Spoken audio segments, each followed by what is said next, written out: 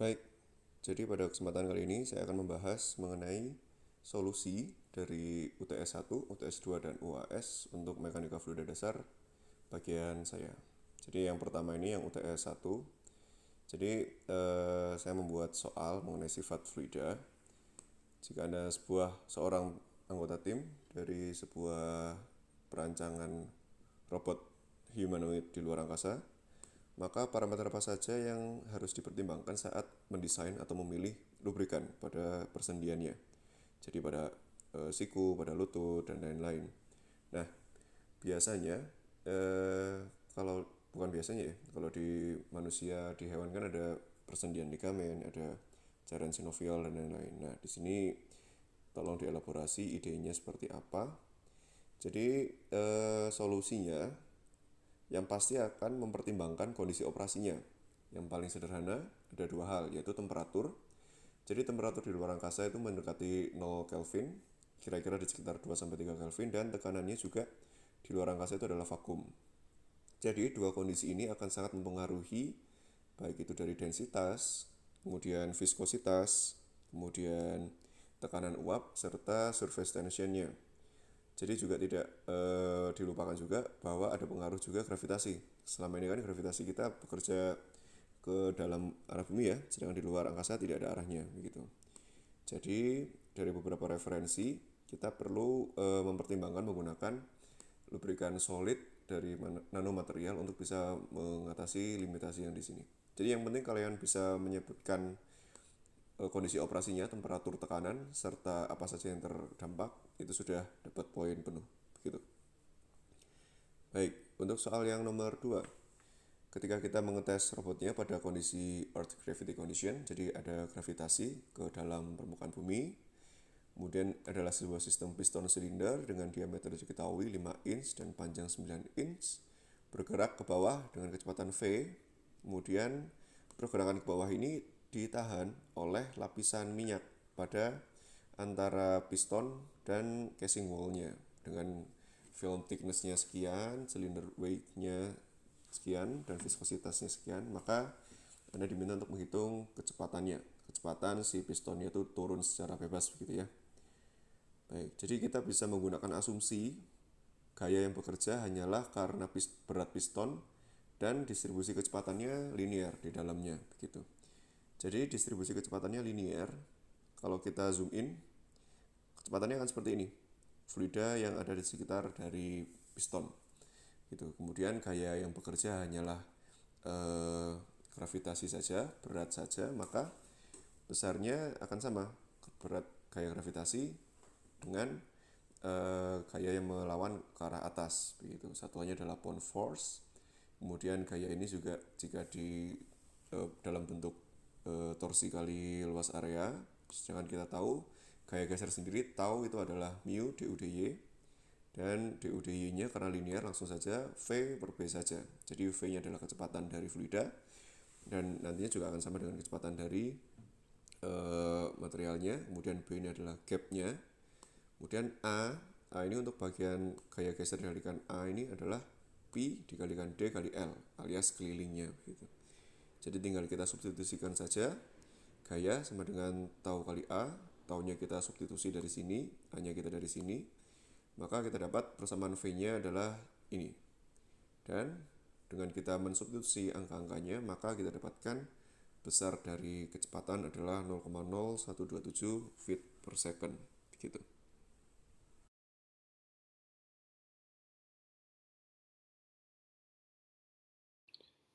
Baik, untuk yang UTS kedua, jadi ini soal mengenai aplikasi dari persamaan diferensial atau Navier-Stokes. Jadi ini saya mengambil contoh soal dari buku Fox gitu. Jadi kalau kalian membaca buku Fox saat mengerjakan ujian, di sini sebenarnya sama persis dengan contoh soal 5.9.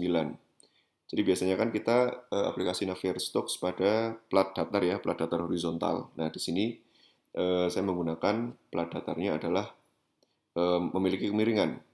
Jika di sini adalah 15 derajat, pada soal yang saya buat ini pada 20 derajat gitu. Tapi sepertinya masih belum banyak juga yang langsung melihat di situ gitu ya. Baik, jadi asumsinya adalah fluidanya incompressible, jadi tidak ada variasi densitas, over a smooth surface, kemudian alirannya adalah fully developed, jadi tidak ada variasi sifat pada arah X, kemudian ketebalan filmnya adalah 1 mm, yaitu H ini ketebalan film, width plane, jadi 3 meter. Maaf, ini kalau ada yang sempat tanya, ikutin aja yang di sini adalah 3 meter. Kemudian sifat dari fluidanya adalah 1000 kg per meter kubik untuk densitasnya, dan viscositas absolut sekian. Saya minta 3 hal. Yang pertama adalah menentukan bentuk dari Navier-Stokes-nya. Jadi tuliskan asumsi detail, dan dari detail asumsi itu akan menghapus dari bentuk persamaan umum dari Navier-Stokes gitu. Kemudian yang keduanya adalah persamaan dari velocity profile. Jadi velocity profile-nya ini hanya di arah X untuk kecepatan U. Dan yang ketiga adalah nilai U pada Y sama dengan 0,75 mm. Jadi kira-kira di ketinggian 3/4 di sini, nilai dari U itu berapa? Gitu. Jadi di sini arah X dan arah Y-nya sudah saya cantumkan juga, dan arah Z-nya menembus atau keluar dari kertas. Jadi capaian pembelajarannya ada dua. Pertama, menerapkan persamaan Cauchy dan Navier-Stokes untuk menghitung distribusi kecepatan dan tekanan.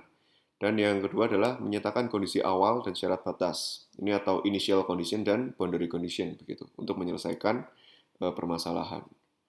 Baik, jadi untuk yang bagian A, harapan saya semua dari kalian itu menuliskan persamaan Navier-Stokes untuk arah X, Y, dan Z.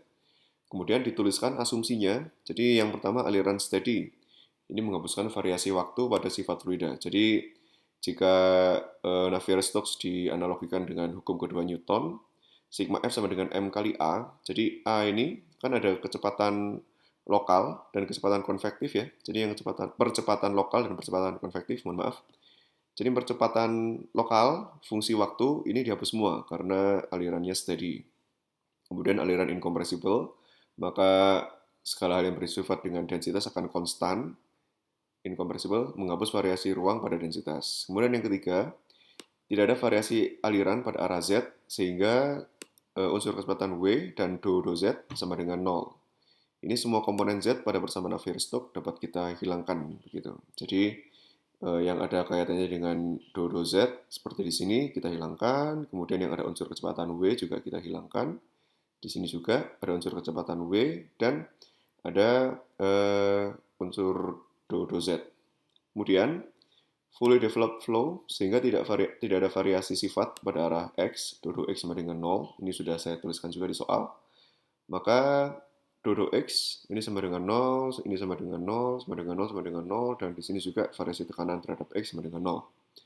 Dan asumsi yang terakhir adalah tidak ada arah aliran fluida pada arah Y, sehingga V sama dengan 0. Jadi yang ada V-nya bisa kita coret nolkan. Sehingga dari semua asumsi ini, ketika kita sederhanakan persamaan Navier-Stokes-nya menjadi dua bentuk ini. Ini untuk arah X, untuk arah Y, dan untuk arah Z adalah sama dengan 0 semuanya. Jadi arah X adalah rho Gx ditambahkan mu dou 2U dou Y kuadrat, dan untuk arah Y 0 sama dengan rho Gy dikurangi dou B dou Y. Gitu. Jadi kalau ada yang menuliskan asumsinya adalah invisit, maka salah. Kalau ada asumsi invisit, maka bagian ini akan dihapus semua. Padahal kita kan sekarang membahas mengenai fluida viskos ya. Jadi efek viskosnya tetap ada begitu. Kemudian untuk arah Y ada variasi tekanan. Ini mirip kasusnya kalau kita mengingat mengenai statika fluida gitu. Oke, itu bagian A. Kemudian untuk bagian B, yang diminta adalah untuk membuat persamaan velocity profile. Jadi velocity profile-nya hanya ada di U-nya saja. Jadi kita langsung fokus pada persamaan untuk U. Di sini dou 2U dou Y kuadrat ini akan sama dengan D 2U dy kuadrat. Jadi yang awalnya dou menjadi D karena di sini adalah dominan begitu ya. Bisa dituliskan. Ini kita ambil dari persamaan Navier-Stokes yang di sini. Jadi rho Gx-nya dipindah ke ruas kiri, mu-nya dipindah juga menjadi bentuk ini, rho Gx per mu. Kemudian kita ganti bentuk Gx-nya ke arah vertikal jadi sin theta. Gitu. Nah, ini yang menjadi salah satu poin besar juga. Jadi kalau kita sudah tahu bentuk ini ya, kita kan ingin jadi bentuk fungsi U fungsi sesuatu gitu ya, fungsi ketinggian. Karena kita ingin melihat perbedaan U pada Y yang berbeda, begitu. Nah, jadi kita sudah punya D2, D2U DY kuadrat, maka kita integral sekali menjadi DU DY, jadinya kan plus C1. Kemudian diintegralkan kembali sehingga menjadi U, ini U fungsi Y, ini akan menambahkan konstanta C2, begitu. Ini adalah bentuk persamaan untuk DU DY dan U-nya. Untuk menyolusikannya, kita kan ingin mendapatkan U ini ya. Kita ingin tahu nilai C1 dan C2. Maka untuk kondisi tidak slip, maka pada U sama dengan 0, pada Y sama dengan 0, maka U sama dengan 0. Maksudnya pada Y sama dengan 0, di sini U akan sama dengan 0. Ini adalah no slip condition. Itu satu hal. Kemudian kondisi batas satu lagi adalah tidak ada gaya geser pada permukaan liquid. Jadi du dy sama dengan 0 pada Y sama dengan H. Jadi kalau kalian lihat di sini, ini Y sama dengan H berarti posisinya di sini ya. Tidak ada perbedaan du dy di sini. Maka du dy sama dengan 0. Maka dari situ kita bisa menyolusikan untuk persamaan 4 pada Y sama dengan 0, maka kita inputkan di sini ya, Y sama dengan 0, maka C2 akan sama dengan 0. Kemudian pada Y sama dengan H, kita masukkan ke persamaan yang di atas, du dy sama dengan bla bla bla. Du dy-nya sama dengan 0 ya, tadi karena posisinya paling tinggi, kita bisa mendapatkan nilai C1. Sudah tahu nilai C1, nilai C2, maka kita substitusikan ke persamaan 4. Maka bentuknya akan menjadi seperti ini. Gitu. Dan yang terakhir adalah tinggal gunakan persamaan ini, inputkan nilai H pada 0,75 mm. Maka kita substitusikan nilai U ini, maka didapatkan kecepatannya sekian. Begitu. Jadi asal alur pengerjaannya sudah benar, maksudnya menuliskan persamaan Navier-Stokes, asumsi dan persamaannya nyambung, kemudian penyederhanaannya ke arah ke sini, dan jika mengarah ke benar, kemudian dapat persamaan D2U DY kuadrat untuk menjadikan U fungsi Y dan disubstitusikan. Nah, ini overall harusnya sudah dapat skor yang cukup tinggi walaupun angka-angkanya tidak sesuai. Jadi tidak perlu khawatir gitu. Baik, kemudian untuk UTS 2 ini juga saya juga mengapresiasi jika mengerjakannya secara sistematis, maka satu angkatan ini saya tambahkan nilai 10 gitu ya. Karena kalau nggak saya kasih nilai tambahan, nilai rata-ratanya cukup mengenaskan begitu. Baik, itu untuk UTS 2.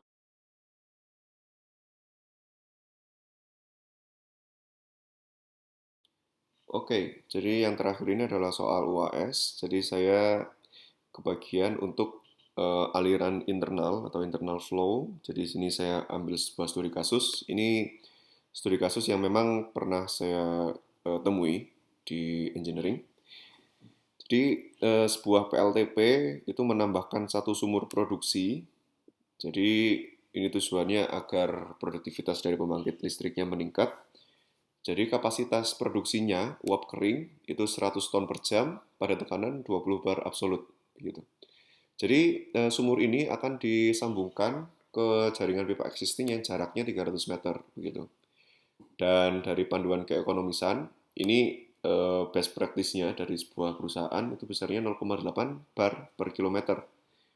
Dengan asumsi uapnya, ini densitas dan viskositasnya sekian. Tapi praktiknya nanti di lapangan, nilai ini akan berubah ya, karena kita tidak bisa mengasumsikan uap itu sebagai incompressible. Begitu. Jadi sifat akan berubah dengan seiring perbedaan tekanan.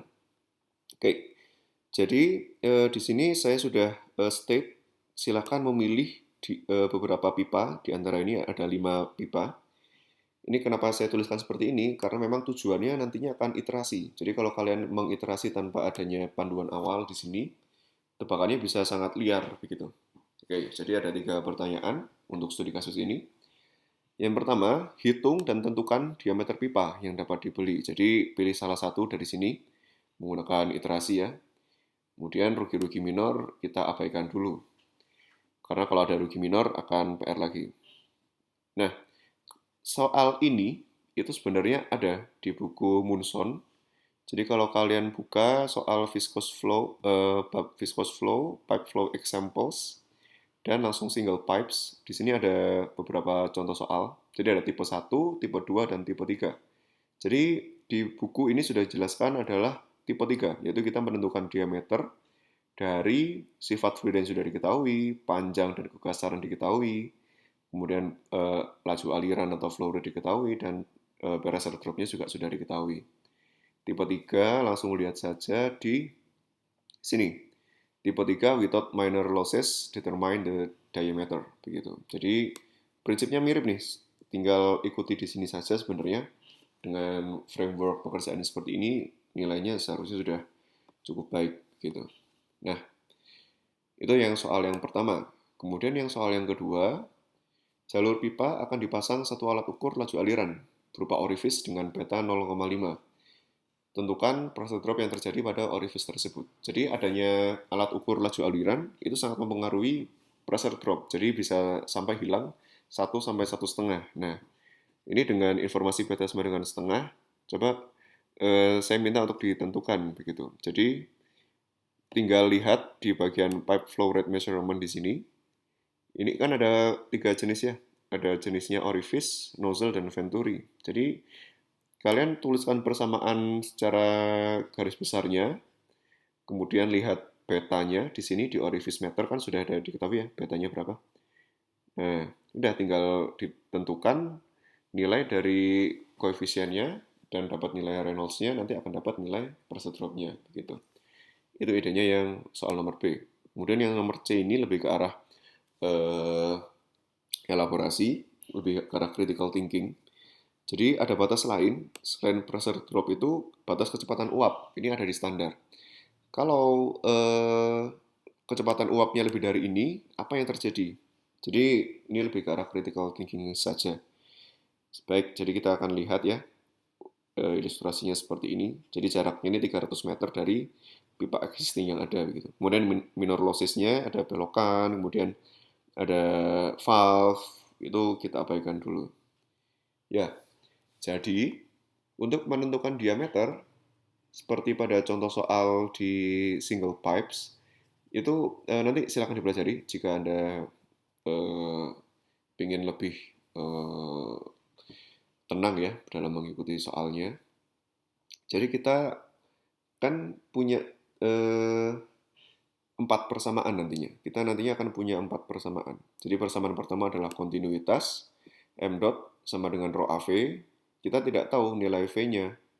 Kita tahunya nilai m dot-nya. Jadi kita buat persamaan ini adalah V sama dengan 3,3 per D kuadrat. Ini sudah saya substitusikan angka-angkanya. Ini satu persamaan. Kemudian yang kedua adalah persamaan energi. Jadi kita tuliskan saja persamaan Bernoulli plus head loss dengan asumsinya kecepatan titik 1, titik 2 sama, ketinggian 1, 2 sama, sehingga kita cuma tersisa pressure drop saja dan head loss-nya. Jadi head loss-nya ini head loss major saja. Kemudian tinggal diturunkan. Jadi kita masukkan nilai V ini dari persamaan 1 begitu. Dan didapatkan nanti persamaan kedua itu dalam bentuk ini. Yaitu F sama dengan sekian atau D sama dengan sekian. Jadi intinya kan kita nggak tahu nih nilai D untuk menyelesaikan persamaan kontinuitas, nilai D untuk persamaan energi. Kemudian yang ketiga dan keempat ini kaitannya pada friction factor. Friction factor yang kita ketahui kita butuh nilai Reynolds dan epsilon per D. Jadi kalau kita mereview sedikit terkait Moody chart gitu. Untuk bisa mendapatkan nilai friction factor, di sini kan kita perlu tahu nilai bilangan Reynolds dan nilai kekasaran relatif gitu. Nah, jadi tinggal kita tuliskan saja persamaan Reynolds-nya dalam fungsi D dan kekasaran relatif dalam fungsi D. Jadi kita punya 4 persamaan gitu. Kita punya 4 persamaan di mana kita tidak tahu nilai D-nya. Nah, untuk itu maka kita perlu melakukan iterasi. Jadi kita bisa ada 2 opsi sebenarnya. Kita bisa menentukan D dulu atau F dulu. Nah, ini sebenarnya bisa dikerjakan dengan melihat Moody chart, memang agak manual. Bisa juga menggunakan persamaan Colebrook-White, tapi perlu juga iterasi karena menentukan F di ruas kiri dan ruas kanan. Jadi sebenarnya kalau kalian sudah melakukan 2 iterasi dan ada kesimpulannya, itu akan saya apresiasi sebenarnya. Gampangnya kalian pilih diameter paling kecil dan paling besar. Jika tidak memenuhi nilai F-nya, maka seharusnya langsung bisa ke tengah gitu. Jadi di sini saya solusikan dengan persamaan Colebrook. Jadi kan ada nilai F ya, F di ruas kiri dan di ruas kanan, maka di sini akan saya dapatkan nilai persen absolut deviasi F-nya begitu.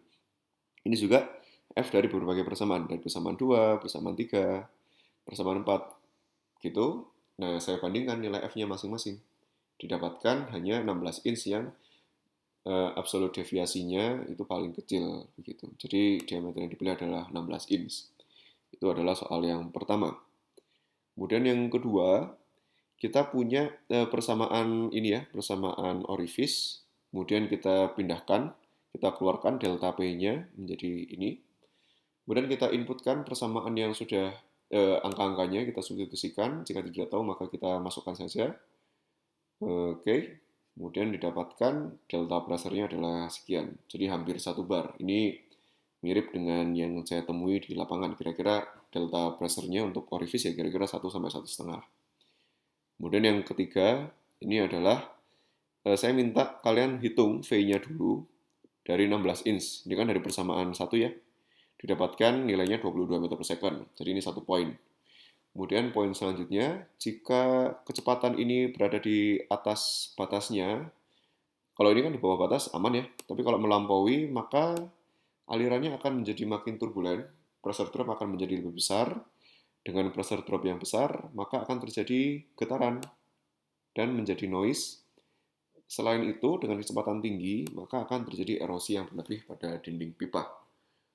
Oke, jadi memang detailnya ini akan dibahas pada mata kuliah sistem perpipaan, tapi di sini sebenarnya critical thinking bisa dirunut satu persatu begitu.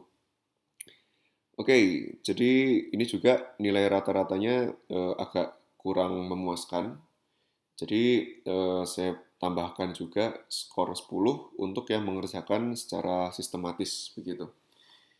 Oke, jadi saya harap dari pembahasan UTS 1, 2, dan UAS dari bagian saya bisa menambahkan pemahaman dari Anda.